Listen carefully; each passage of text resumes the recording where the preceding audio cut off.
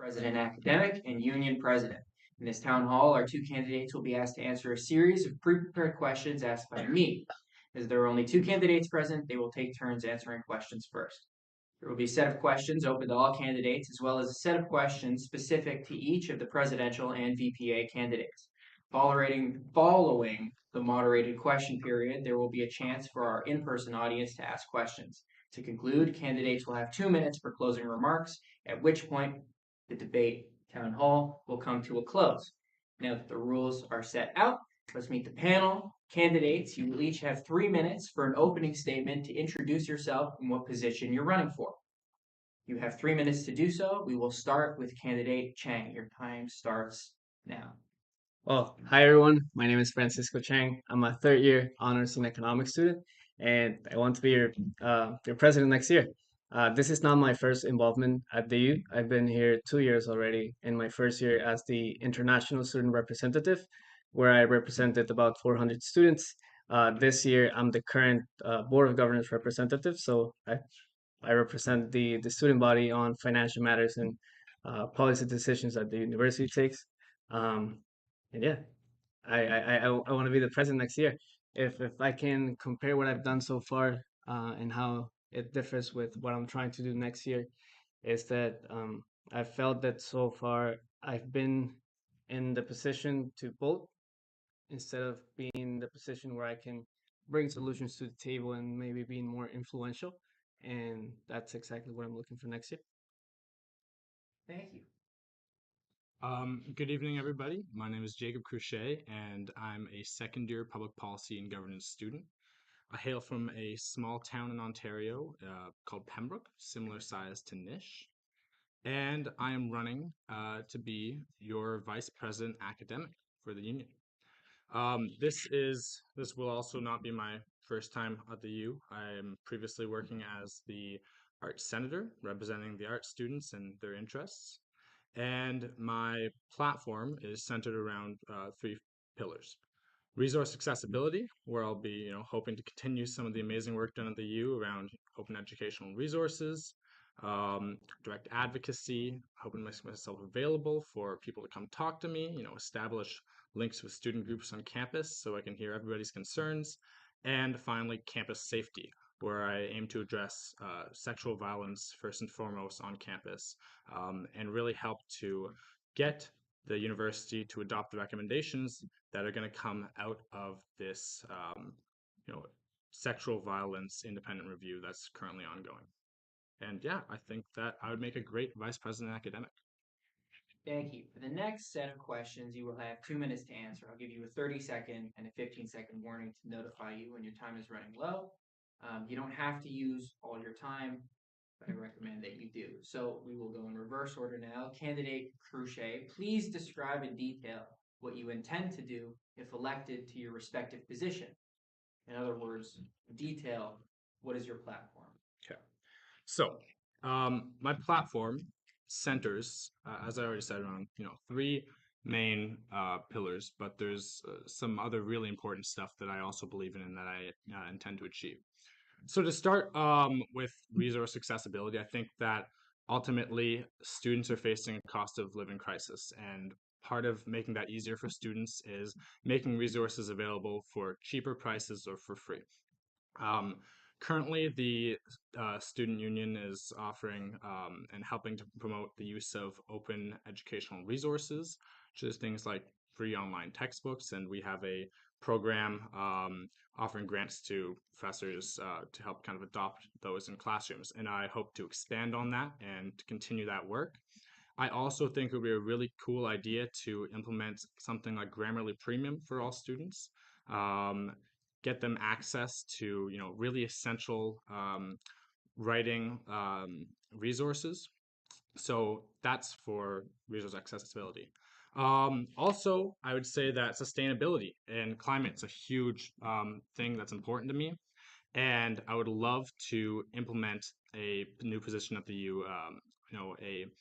A climate officer or a sustainability officer who would oversee the garden, oversee new projects such as potentially like a public transport, things like that, and finally, of course, the power plant the heating plant, sorry, on campus, replacing that. So those are two of my really big things. And then sexual violence, that is a huge part of what I want to achieve. And I want to continue to promote the REIS reporting online software. And I think that we need to really pressure the U to implement these recommendations that come out of the review for sexual violence policy. Okay, I just realized I didn't tell you how I would warn you if 30 seconds and 15 seconds. So when you get to 30 seconds, I'm going to put my hand up like this. Two, 15 seconds, one. That was almost 2 minutes exactly. Candidate Chang, same question. Question. What is your platform? Yeah, so I would start by by um, just letting everyone know what my priorities for next year would be. This is just a set of priorities because I can't really put everything on a poster. Um, but one of the things I would really like to do is promote accessibility, inclusivity, and respect, sustainability. So I have to agree with Jacob in that point. Accountability, affordability, and effective communication. I feel that right now, just talking with students in the past year, I've noticed that there's a lot of people in campus that don't know what the U does. They don't know that the services that they provide. This year, I met someone who was in their fourth year, and it was the first time that they used DriveU, like last semester. Like they didn't know DriveU was a thing. So we really have to work on the way that we promote our services and let students know that we're using our budget effectively to promote to give them the services that they want or that they need. um, Having diversity in the leadership positions, I think it's important. St. FX is a diverse community, and we should champion that. We have to remove systematic barriers, celebrate diversity, and I think that being in this table right now is a good example of it. Um, the diversity on campus will just grow with the years, and being able to give students this this position or this opportunity of being the president of the student union and helping other students is great, and I'm glad. Thanks. All right, next question. What is one characteristic that you think an ideal candidate running for the position you are running for should have? How would that characteristic impact the student community? Go in reverse order. Candidate Chang, you have 2 minutes. I think commitment is a big part of it. Since I got here, I've been involved in different extracurricular activities. I've been in the student union as a representative. I play intramurals. I'm involved with Severian Capital. I work at the library too, and it's the people that know me know that I won't do something if I don't believe that I can give my best. I think that it's not a matter of doing a lot of things at the same time. I think that it's really important to pick your battles and understand that when you decide to pursue something, you have the responsibility to give it all. Especially in this position where the decisions that you take not only affect you but the entire campus. So essentially, when the U does bad, you look bad. When the U does good, you look good. So there's a lot of responsibility and commitment that come with the position, and it's something that candidates need when running for president.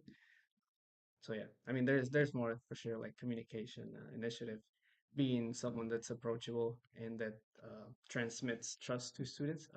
But I think commitment and responsibility is a big part of it. Candidate Cruce, same question. What is one characteristic that you think an ideal candidate running the position you're running for? Yeah, I think Francisco was spot on with commitment, but just to, pick a different one, something that he hasn't said. I think well, you also said this, but I think communication. I think communication is just super important right now. Mostly because if people don't know what is going on at the U or what we're doing, they won't really know who to go to or what's the best way of getting things advocated for them. And ultimately, it's about establishing a connection between, people who have interest, people who have things that they want brought up at the university level, decision-making circles, and us. And if we can't communicate, there's no hope in that. So, I think that that's something that we really need to focus on this year. And I think the leadership, Francisco and I think we're both going to do a good job with our communication. All right, next question. This year, the Student Union has made a concerted effort to prioritize sustainable development. If elected, what would you do specifically to contribute to this commitment? Candidate Cruce, you have 2 minutes. I kind of talked a little bit about this one before, so I might seem like I'm repeating some things here, but um, I think that it is within the U's interest to create a new position, whatever you would call it, an environmental officer, sustainability officer, somebody that is focused on making the U as sustainable as it can be, but also on advocating sustainability to the university or to the town of Antigonish. I think that that would be a really good first step in sustainable practices and sustainable practices for the university.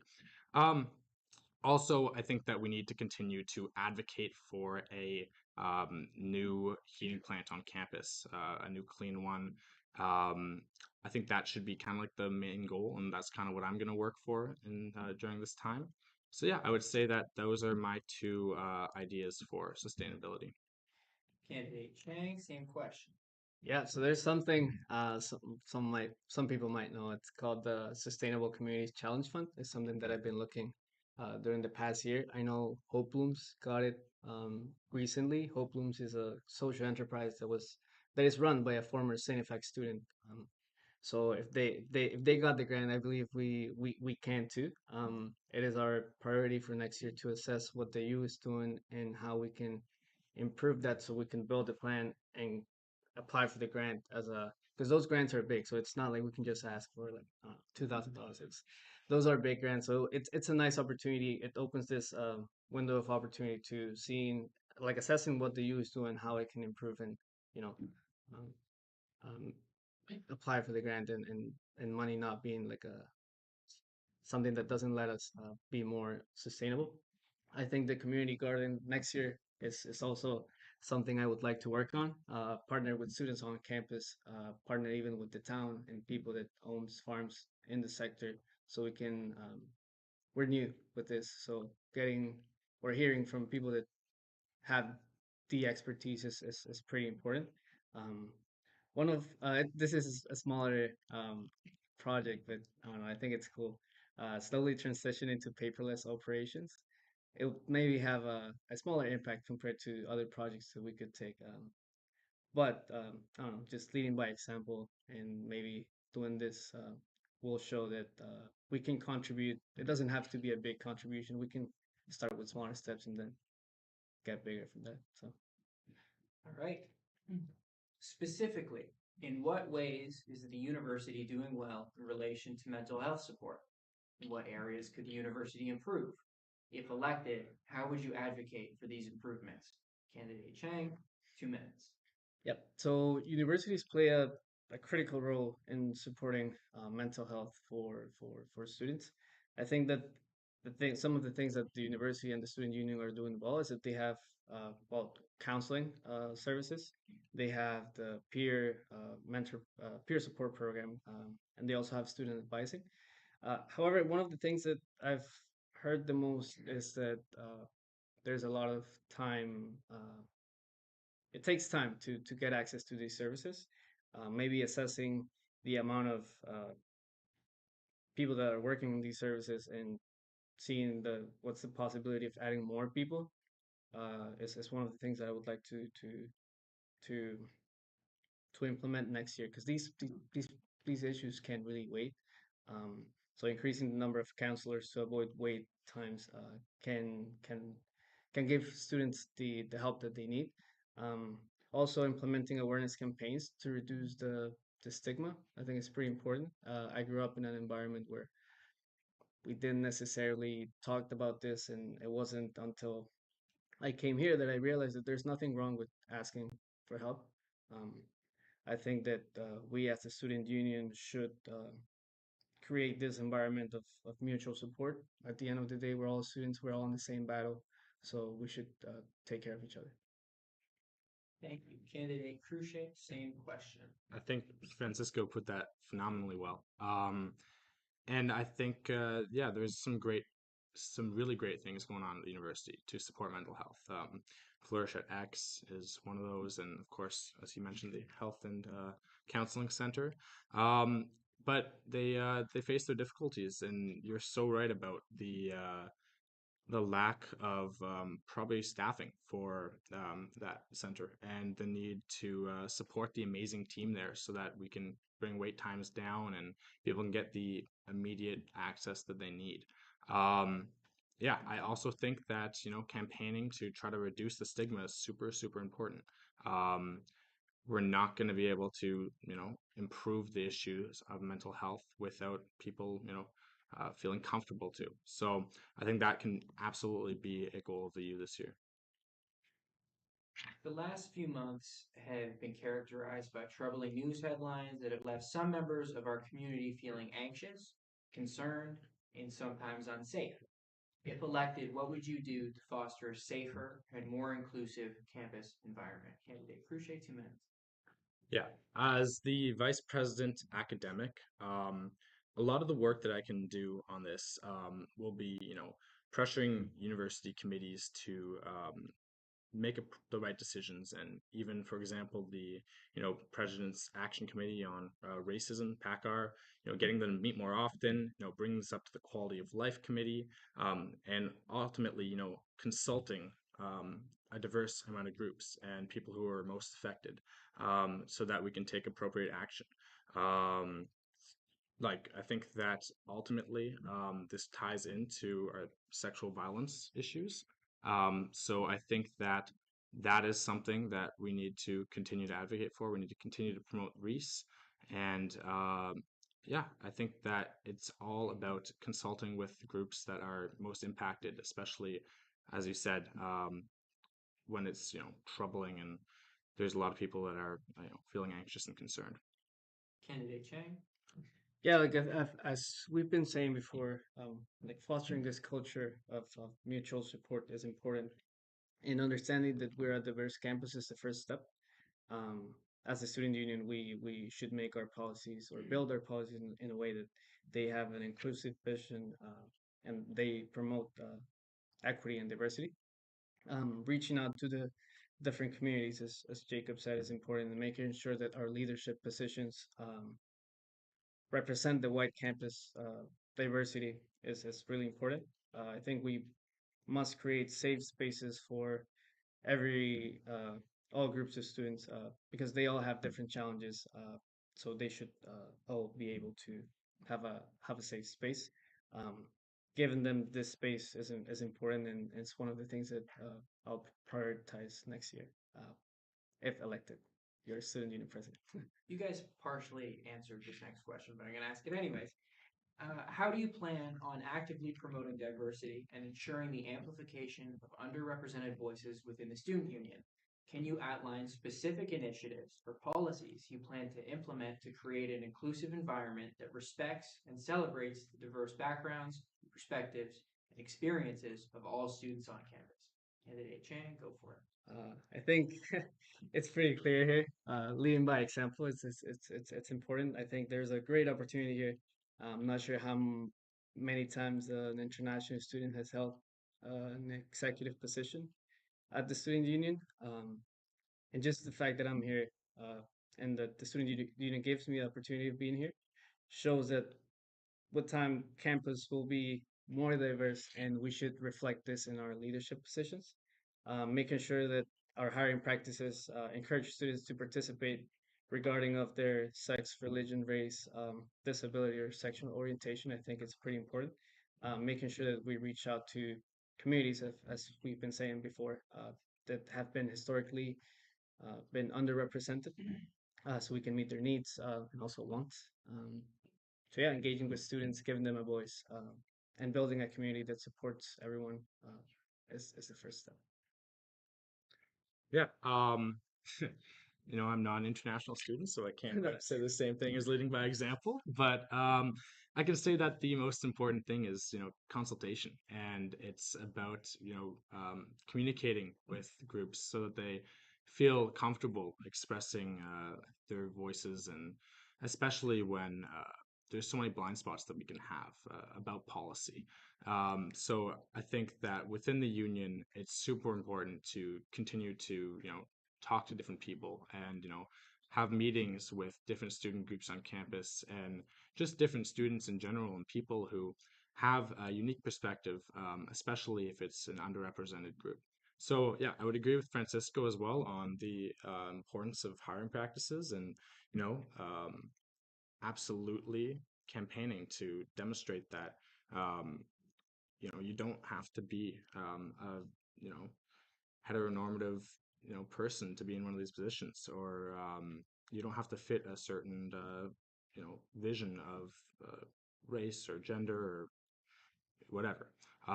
Anybody can and everybody should raise their voice to what they think is right and what they want to advocate for uh, the university. How do you plan to uphold transparency and accountability within the student union? Specifically, what mechanisms or strategies will you implement to ensure that the decisions are made collaboratively and that there is clear communication with the student body regarding the union's actions and outcomes? Additionally, how will you address any potential challenges or conflicts that may arise within the union, ensuring accountability is maintained throughout your term? Candidate Cruce. Yeah, I think that ultimately, if we're thinking about you know accountability and what was part of your question? What was the other word there? Accessibility or Accountability and internal transparency? conflict and transparency. Transparency. Yeah. Yeah. I think ultimately we need to be, really explicitly reaching out to the student population in the, simplest but most effective forms that we can, and that's, doing polling. Things like asking questions and seeing people's response. And I think that that's a big part of transparency is that we, source our policies directly from what people want and what we hear in the community. But the other side of that is obviously, illustrating and showing people what's going on. So better, dissemination of information from us and maybe TikTok accounts, things like that. I think it would be awesome to have a U TikTok account going on. Um, to better, inform people about the decision making that's going on within the union.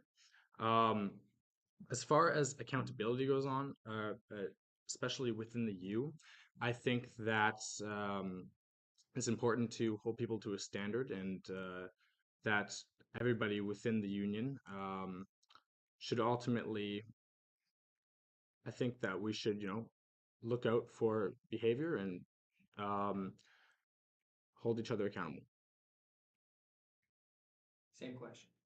Right. So, I mean, accountability is one of the student union's core values. Uh, so, one of the things, or some of the plans that I've been thinking for next year, for example, can be one of the problems that I've realized is that a lot of people don't know what the executives do, and maybe doing more regular reports and updates to the campus community about the executives' ongoing projects is important.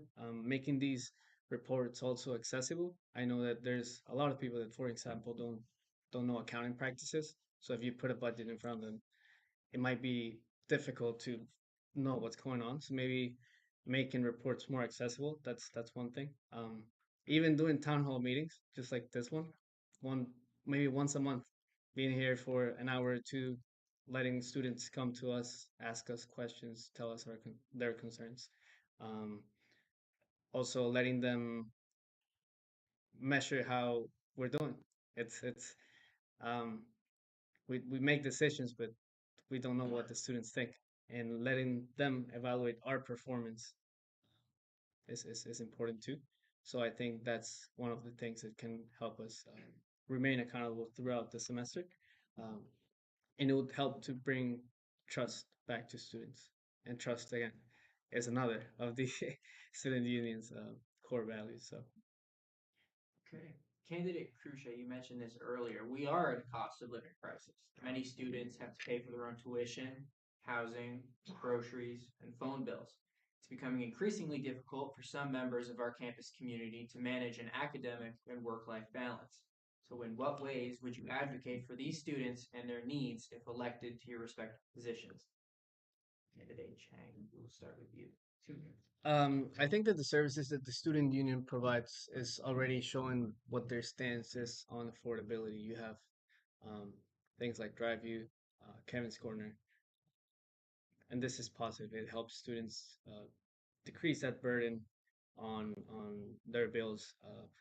But one of the things that I would really like to advocate next year is the renewal of the memorandum of understanding that's expiring on March 31st of this year.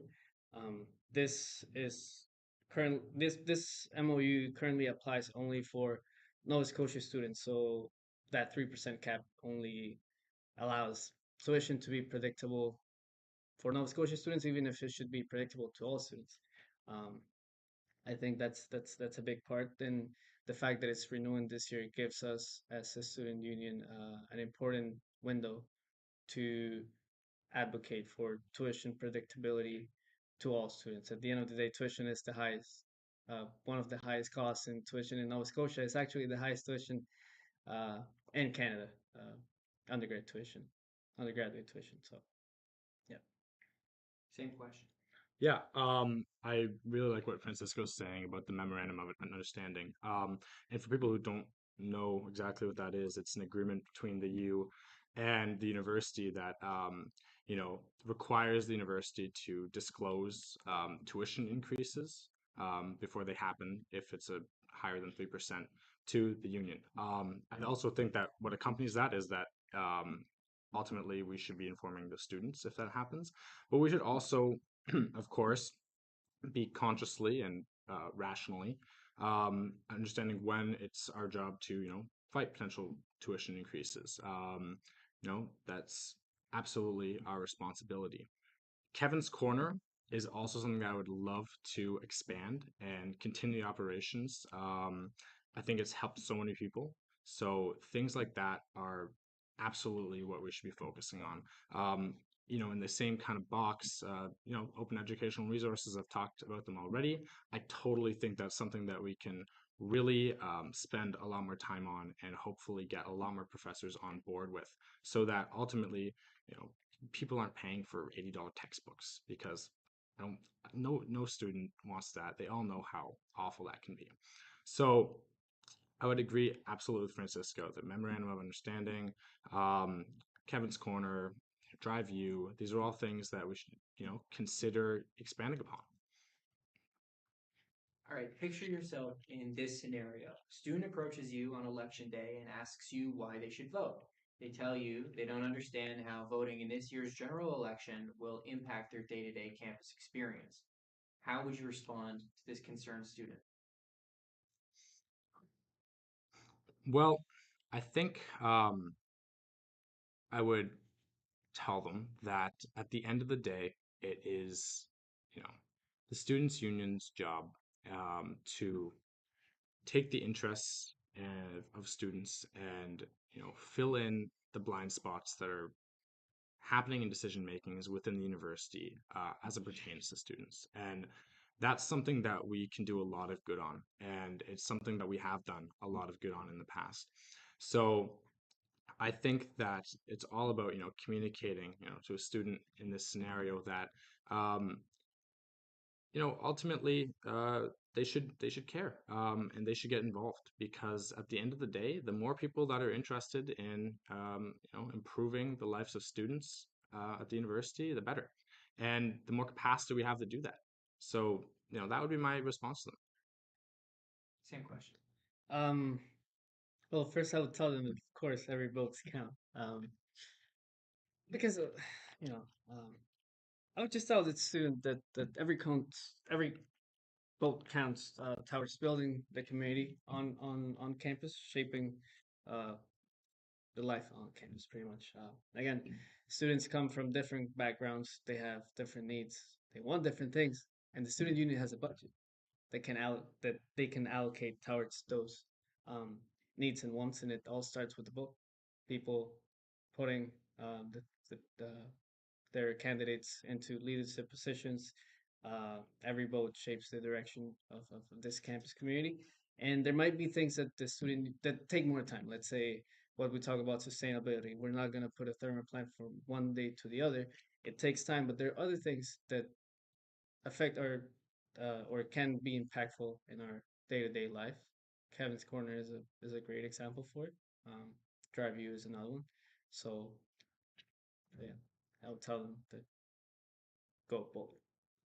Go vote. I have a question specifically for candidate Cruce for vice president academic candidate.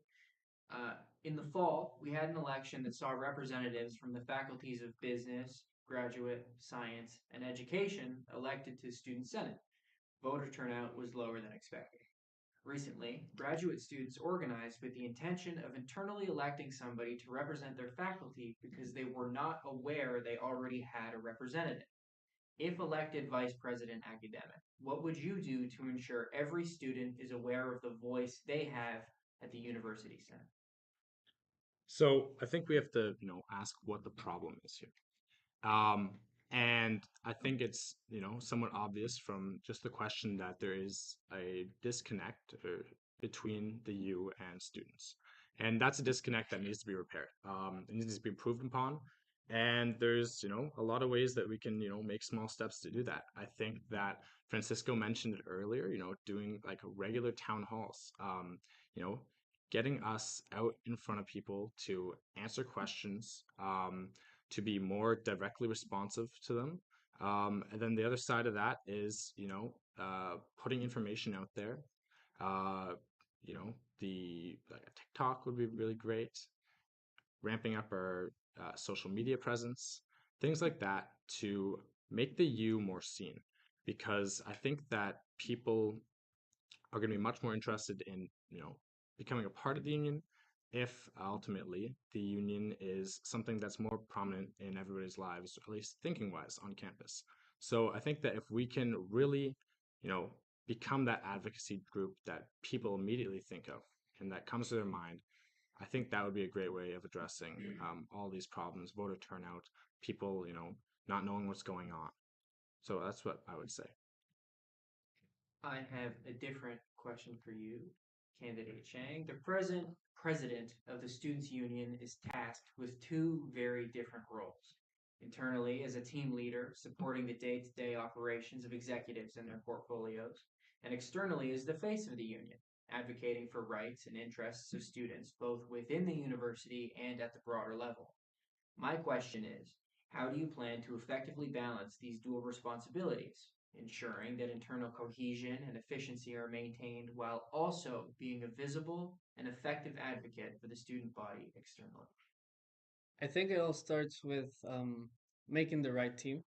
If elected president, my plan is to create a strong team, but also to delegate responsibilities. I think as president, you shouldn't be doing everyone's work, but you should be supporting uh, everyone and being reachable. Um, so in that sense, delegating responsibilities is pretty important. Time management is also important. We only have 1 year, so we really need to pick our battles. Maintaining communication with each other, uh, between the executives, but also all these stakeholders at the university, being visible to students, being reachable to students is important. And I'm confident that whoever the team next year is will make a great job at it. Um, and yeah, at the end of the day, we should be here to be servants to students. We should be transparent, accountable, and fun. So Great. don't forget Now, that.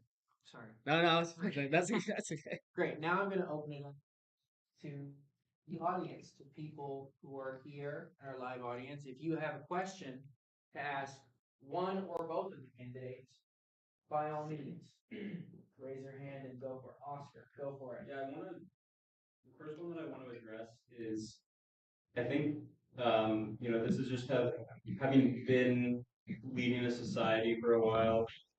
I think there's some key changes that need to be made to better institutionalize societies. I think it can't be the case that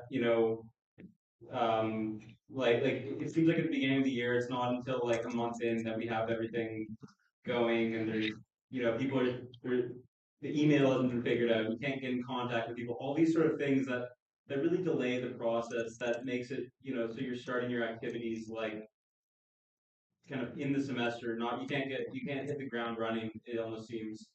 And I think that's kind of an issue. And I think there also needs to be like kind of more institutionalization of like certain structures and forms that like can be easily accessible for any society leader to like go and access. Here are all the forms you need to do X. And I think there needs to be kind of it needs to be. I understand that there are ERC requirements and all of that, but I think it needs to be easier to do more impromptu events, and even if that is a weekly, or maybe you don't have to schedule an event 2 weeks in advance, or there's more options to have an ERC review period, or anything like that to just make the process a bit more streamlined. I think would be very beneficial, especially given the amount that I think, in my opinion, societies could help kind of fix some of these issues around the disconnect between students and the union, because they are an arm of the union to a certain extent. Is there a question? I guess would you agree with that? And do you have any pressing things that you think you could implement to make that happen? Can I take that? Yes. I really sympathize with this question because in my first year, I was chair of the Riley House Council. And your point on ERCs and the whole process of hosting events, especially if they're spontaneous, is a bureaucratic nightmare. And that's absolutely something that we can help streamline. I would need to look into exactly what that means policy wise, but I think that you're absolutely correct in the need to, support societies more and, streamline the process of actually getting things done. So I appreciate the question. I agree. In the first year, I remember one of the things that we wanted to do. One of our biggest projects with the International Society was live streaming the World Cup games, and I remember doing the ERCs every time there was a game. It's a bureaucratic nightmare, and I don't know, maybe I would say if societies, it'll be interesting to see if instead of doing one ERC for each event, you could do a schedule of events Mhm. and do one ERC for all. Or even if it, And like if events are similar, right? You yeah, could do like exactly one or like ERC. one ERC for the term instead of doing one for each event. That would be really interesting. No. I agree. All right. Over. Come back to you. Yes. So, a big issue that I found with uh, societies is the society website. Um, a lot of the time, there's societies on there that either like they don't exist anymore, or the societies that do exist are not even on the website. Like back, I think it was back September, so shortly after I first came here to X, I emailed a party president, or sorry, society president, and I never get a response. And the reason why I never get a response is because number one, the guy graduated already, and number two, the society didn't exist anymore. So I'm wondering what will you both do to help maintain the society website, make sure that all the information is relevant and up to date. I'll do it myself. Yeah. No, it's I was like gonna say, it's one of those things that I think don't take a lot of time, and we could be doing better. It's just sounds like we just need to get someone on it. yeah, Right? it's Yeah. because even myself, we created the Economic Society this year, and our name's still not up there. Um, it's a big group, got 20 people, and I think it's important. Like when students first look for their options for universities, this is one of the things that they look. They want to see what types of societies you can find on campus, and if you come up with the idea that you'll be here and be able to be part of something, and when you come, you realize it doesn't exist. It sucks, you know. So better maintaining the society's this I'll write it down actually. The society's webpage is something that we could look on, and if I have to, I'll do it myself. That's a promise right there. I mean, pretty much the same as him. Yes, Ben. So both of you acknowledge that there's a cost of living crisis right now that students are experiencing, between the cost of groceries and phone bills, housing, and record high tuition rates here at Santa Fe. It's extremely hard for students to make ends meet. There's been talk in recent months of the student union removing honorarium positions to be replaced with hourly wage positions. This would likely mean a pay rise for many U employees. However, it would require increased union fees likely for students. And so my question to each of the candidates is, do you believe that honorarium positions should be replaced with paid hour positions, even if this costs the average student more? You want to take that? I can go first. I think that a lot of positions, sorry, just so I can see, a lot of positions at the U right now, the fact that they're honorarium, sorry, it's just so I could see 'em. Stand. It That's fair. like it makes a lot of people not want to get involved, I think. There's a lot of time commitment that comes with these positions, and I don't know if you know that after putting 8 hours of work every week for 4 months, you only get the $200 paycheck. It doesn't incentivize people wanting to take these positions. So I think that transitioning from honorarium to hourly pay, it's a big step. Like, of course, it'll involve increasing student union fees, but at the end of the day, it's money that's going back to students. So, I mean, we can further discuss this later, but yeah. Yeah, I agree. I think that ultimately, the current structure of honorary payments does need to change. It's a huge barrier to students who, are in a different socioeconomic standing to actually being able to serve on the union and have a role in the decision-making process at the university.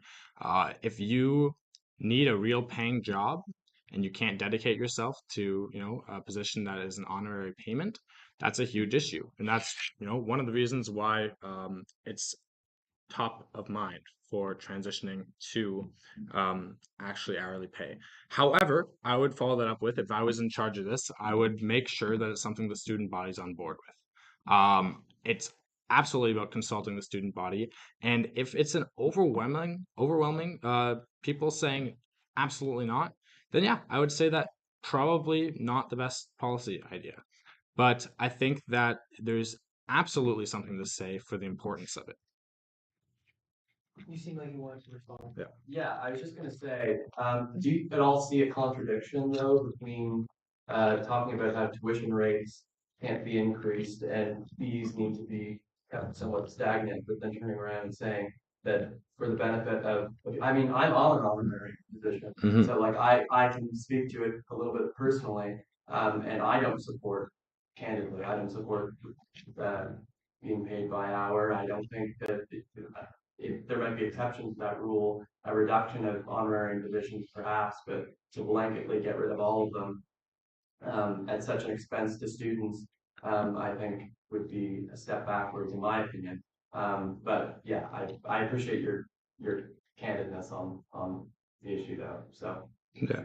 Um, I mean, again, if it was a decision, it would be a decision that's made through consultation with the student body, and ultimately, I don't necessarily see a contradiction. I think that ultimately, if the student union is more capable to advocate to the university, we could be more capable in reducing the costs of all kinds of things. For example, the OER program, the Open Educational Resource Program that we have given grants through to professors to help implement, has saved students upwards, last I checked, projected amount was like $88,000. So if we can better improve the capabilities of the union, get better minds on the job, get people who, wouldn't otherwise be working here. I think there's lots to say about making that money up for students in the long run in other places. Maybe if that even means advocating against tuition costs. So I don't think there necessarily has to be a contradiction. I think I know why you see one. It's, it does seem like there is one there. But again, it's something that I think that would be best left up to consulting the student population on and, letting them play a huge role in that decision. Oh, wait. Oh, Oscar. Okay, I'll come back to you. Oh, okay, go for it again, Oscar. Yeah, I think going back to this point of like trying to get engagement from students, I think societies is one route. But at the same time, I think I think almost we've relied too heavily on the use of social media because the problem with social media is it's a great tool to create cool and interesting things, but you are ultimately at the mercy of the algorithm. Mm. And especially if you suffered from poor engagement for a while, then you will just have a very hard time getting any posts out to people who need to see them essentially. So I want to maybe know you know is there a plan of some sort, or has this happened in the past where, we get people on the ground in different ways where they're face to face with the students and kind of talking them a bit, just kind of in person and maybe that's through town halls and those sort of things. But even getting those people out do you see other avenues other than just the use of social media? Because I don't know if that has been working effectively. Um, yeah, like one of the projects that I actually suggested this year, and I would like to keep or try to do it next year, is the use of the screens around campus to promote not only our services but events that are happening. I know that the student union uses their screens because we own them, but um, maybe using the ones in Mill Hall, Mulrooney, just across campus. Like a lot of people use Mulrooney, and let's say if you're studying, you're on the grind till 10 p.m. The last thing you're thinking is drive you, right? But what if you had one slideshow that reminded students every now and then? It's like, oh, like you can get a free ride home, or I don't know, Tuesdays and Wednesdays when the food resource is open while you're studying, you get that reminder of, hey, you can come get a snack, go back to study. So I think using the screens around campus is one of the things that we could do and that we haven't done as much in the previous years. Having the town hall meetings every year so students can come to. I mean, yeah, just being um, or letting students know that they can come to us at any given time. Being reachable is pretty important and is one of the things that I would like the team to work on next year. Satisfied with his answer? I'm satisfied with his answer. Want to follow up? No, I think that's great. I think it's just getting that face to face, interaction with people that I think brings people out. And, it's harder to say no to going to something when you've actually talked to somebody and Yeah, they yeah. expect you to be there in some way. I think it's just an important thing. I think and it kind of makes that personal connection, and they know that they're there for you, and vice versa. Yeah, yeah. I have three questions, All right. right? Hit For 'em. both candidates, right? And then you can answer anything. One at a time. Yes, one at a time. The first question is, let's say we have a generous grant, a generous donation of Hmm. $5 million. Right? Wouldn't that be sweet? That would be very sweet. But you can only allocate it to one thing. Obviously, you guys spoke about a lot of your your focuses and like the things that you want to see happen in this campus. We're assuming a longer how do I put this? A longer candidacy, a more comfort, but a much bigger budget. But you can only allocate it in one area. What would be your priority? Each person. When you say area, because I can say students. Like, Yeah, you mean, can you be more I guess one project. one project? For the whole $5 million. Yes. I mean, first I would say that we shouldn't spend that money before going through consultation first. That's that's the first thing. But how I would use it. I know that the U currently has a lot of sustainability projects that they wanna start, and I know that that grant would help a lot. Yeah, yeah. But you can also put it into, let's say, grants or scholarships for students. Affordability, as we've said, it's a big So which part of the what which one? That's a big one. you can even eliminate or decrease student fees if we got that $5 million. Yeah. Now that I'm thinking, You can eliminate. Yeah. maybe not eliminate, but maybe decrease. Well, you can't eliminate. You could Yeah. totally. Go for it, Jay. No. He's got it all wrong. 5 executive pay packages of $1 million to each of us is the correct answer. No, that's a joke. I think if I could put it into like one of my pillars, it would be um resource accessibility, or anything that we can do to combat the cost of living. Because I think $5 million. I mean, how many students are at this school? Um, that could be translate 5,000 to, yeah, 5,000, right? That translates to a lot of money that you could invest into per students. student. Yeah. So I think that would be what I would do with the money. Affordability. Second question is Second question. Yeah, they're gonna get a little tougher, but just think we're gonna be fine here. Would you rather be trapped in a comedy with your enemies or trapped in a horror movie with your friends? Comedy. You said a horror movie? Oh, a horror movie. Very scary. I would say a horror movie with my friends. Um, I I Dude, do that already. It's like I'm terrible with horror movies, but when you're with friends, you can, maybe there's that no, you can make fun of us. I don't know. I think he means literally trapped in the horror movie. Oh, trap forever Like, for life. you've got, Trap. It's on. yeah. Oh, that changes things. Oh, I think So I'd I be can that. die over and over and over and over and over. Yeah. Never happens. Mm, Yeah. that's a tough question. It depends on like what I'm playing in this comedy movie. Do I That's get to make fun of all my enemies? Oh yes. Or Mm. well, that. Yeah, I'll do that. Yeah, that would be awesome. I'll do the horror with my friends just for the jokes. third question. A third question, and I would need more than an answer. It would be like, I would really need you to explain Okay. why. Okay. What's your favorite flavor of ice cream?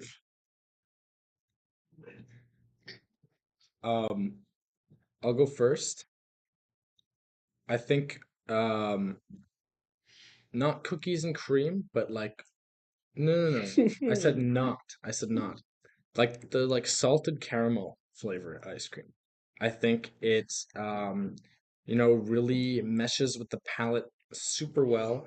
You're getting the little bit of saltiness paired with the sweetness, and it's not something that's going to overwhelm you with richness in the long run.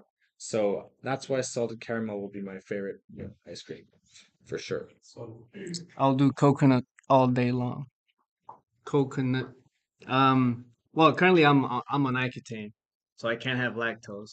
Um, so coconut ice cream with almond milk is my Oh, go-to for the past 8 months. I'm not supposed to intervene because I'm the moderator and I need to be neutral. Yeah. But that is a bad answer. that is a bad. It's like, I mean, growing up in Ecuador, having the beach an hour away, being able to buy coconuts for 50 cents. Now he's flexing. Okay. It's like it's can't yeah. Yeah, sounds right. now, do they still have the blueberry ice cream at your home? Because that was awesome. Yeah. Yeah. We need to put some resources into that. Actually, like one, I created when I created the account, I didn't think that students would send me messages, but they did, and I'm glad. And one student said that he was concerned about the food options that we had on campus currently. Oh, I was like, I knew that the face was familiar. Yeah, and I think running a in-campus just food survey would be great to let Sodexo know not like what we want, not you know. So I also want to address that because I mean this is it was a funny question, but this is a serious answer. Um, One thing I didn't get to mention that is very important to me, and also very important to students that I've talked to, is the increase of Bloomfield from, it's now $3 more than it used to be. You have to pay $3 on a swipe, and you can only go 3 days a week compared to, or you can only just swipe 3 days a week compared to using them, unlimited otherwise. So that is a really big thing that I would love to, work with Sodexo on trying to, get rid of or make a little bit easier for students because students are not very happy about it. It's a bit of a scandal, and I think that we should work to advocate on that point for sure. Um, okay, I don't have a funny one. I wish I did.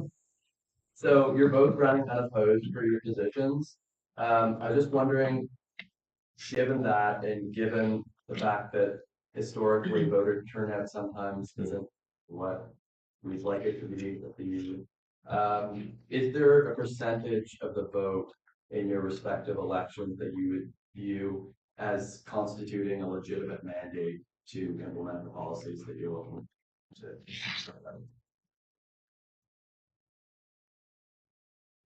Well, I can answer that, um, or you can.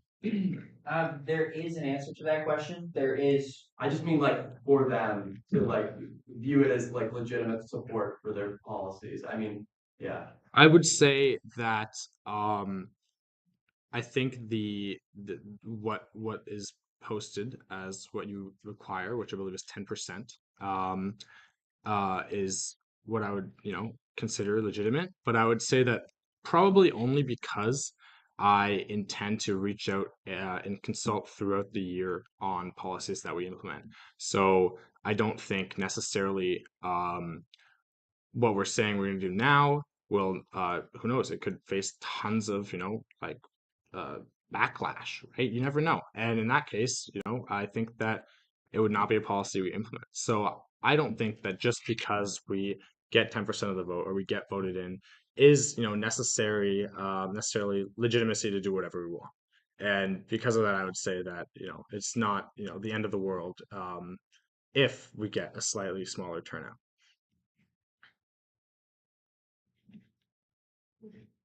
Satisfied with that answer? Okay, I have one more question. You guys are going to be spending a lot of time together. What are you looking forward to collaborating on?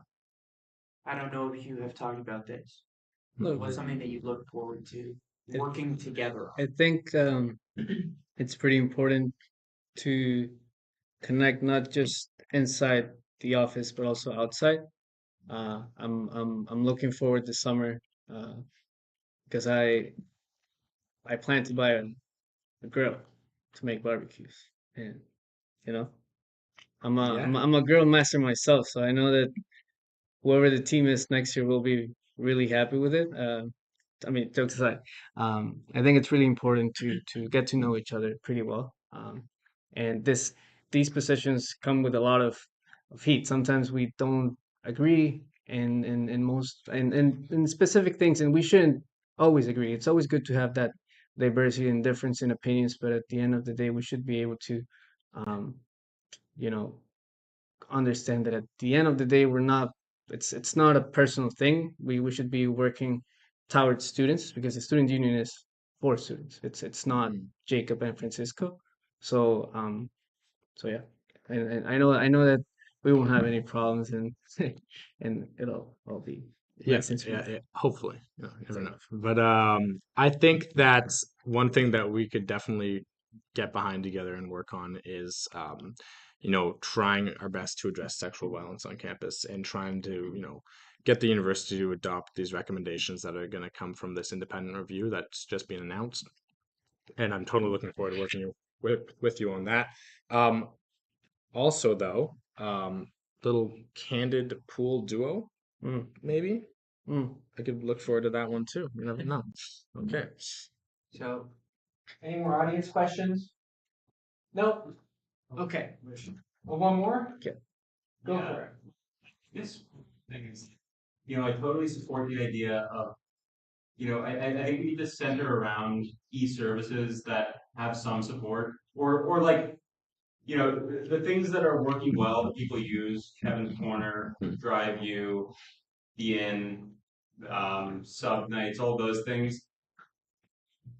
Do you think that, and I'd like to hear your opinion on this, do you think that it would make sense to kind of ease back from some of the other programs that we're dishing money towards and really focus in on a central key few things that we do very well and they are very successful and they bring out a lot of people, and from there you can kind of try to rebuild the a larger network of programming versus trying to do a lot with a limited budget and then kind of everything has to have some compromises.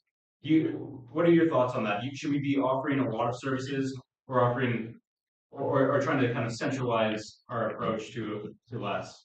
I think that what you said made sense. I mean, we have a limited budget, and if we try to put our hands in every single aspect, then of course efficiency will not be the best, right?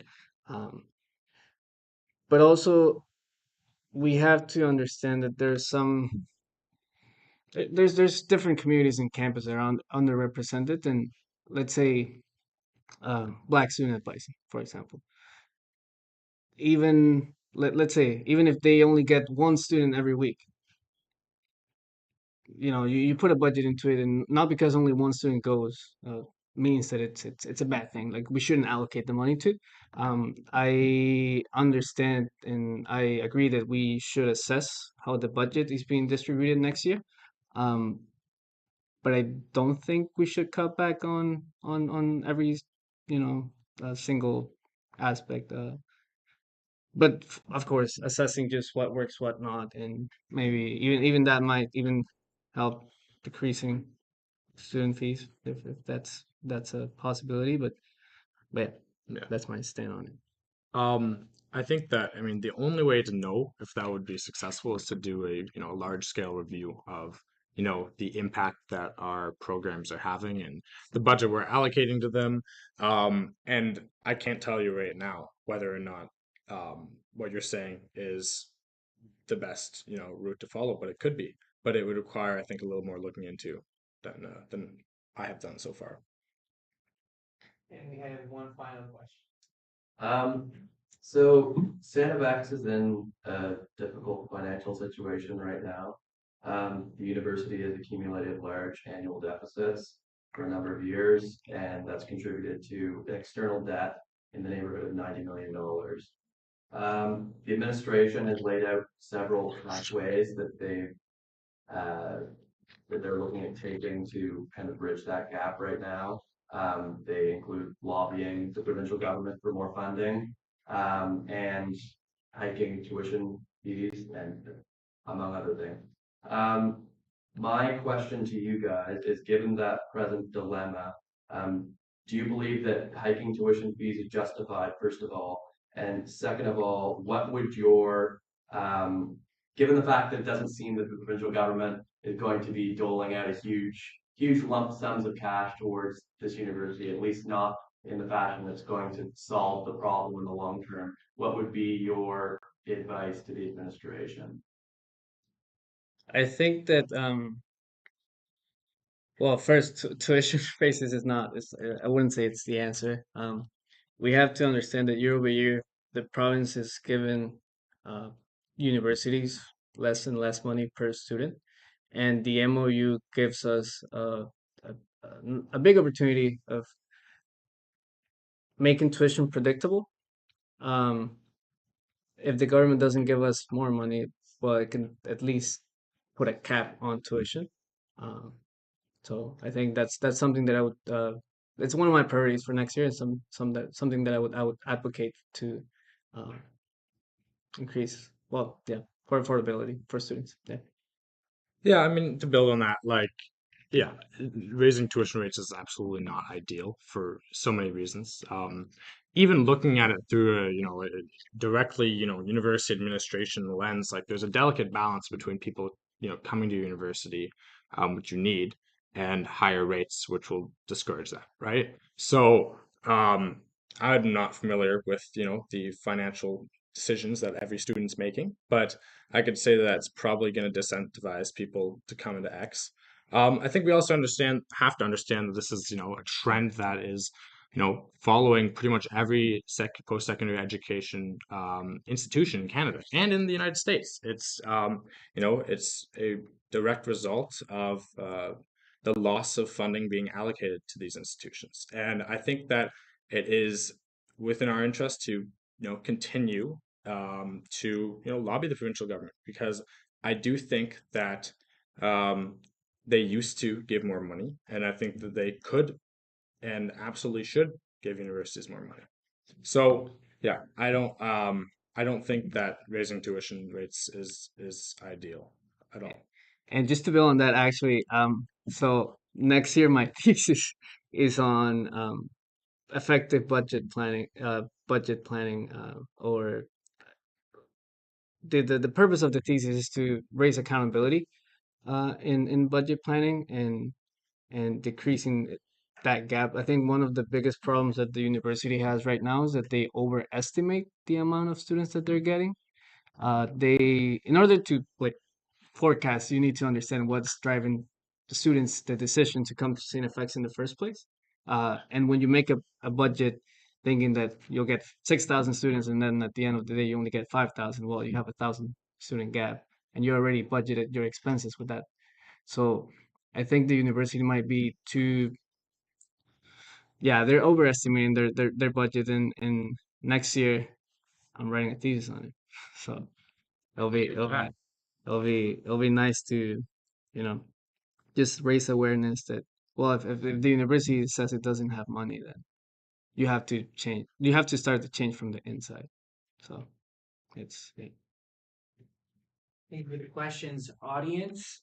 With that, we can move on to our concluding statements. Francisco, candidate Chang, you went first for our opening statements. So candidate Cruce, you have the floor for 2 minutes. Okay. During this time, I'm pretty much just going to reiterate, what I believe in and what I plan to do as your vice president academic. The vice president academic is, a very important role, and I will basically have the responsibility of all educational matters that come to the union. So advocacy is a really important part of my platform and what I really want to focus on. I mean, that means available advocacy. I want people to be able to come and talk to me. I want to be able to meet with groups. So I'm going to reach out. Um, Resource accessibility, continuing open educational resource grants, expanding that maybe a little bit. And then sexual violence and in general campus safety. That's something that I think we have so much room to improve on, and something that I'm hoping this report's going to reveal some very direct solutions for, or hopefully things to make it better. And I think that we can really, lobby on that front and also help to promote Reese. So with that said, those are the three things that I, believe in and things that I'm going to work for as your vice president academic. That's, resource accountability, direct advocacy, and safe and inclusive campuses. I'll be nice and short. The five pillars that I've been promoting in my socials, but are of course not the only pillars for next year are accessibility, sustainability, accountability, uh, affordability, and effective communication. So yeah, I'll invite you guys if you want to know about more about my campaign. You can follow me on Instagram, Francisco for President. I'll be making posts over there this week, and yeah, if I have to say something, is vote, go out and vote. Elections are next week. Make sure that you let your voice be heard in the student union. So yeah, no, thanks for having me. Thank you, candidates, and thank you to everyone who joined us here in the audience live and everyone who joined on the live stream at home. Before you go, polls for the Students' Union general election open January 30th, 1 week from today. Go out and vote. And with that, that's the end of the town hall. Let's get the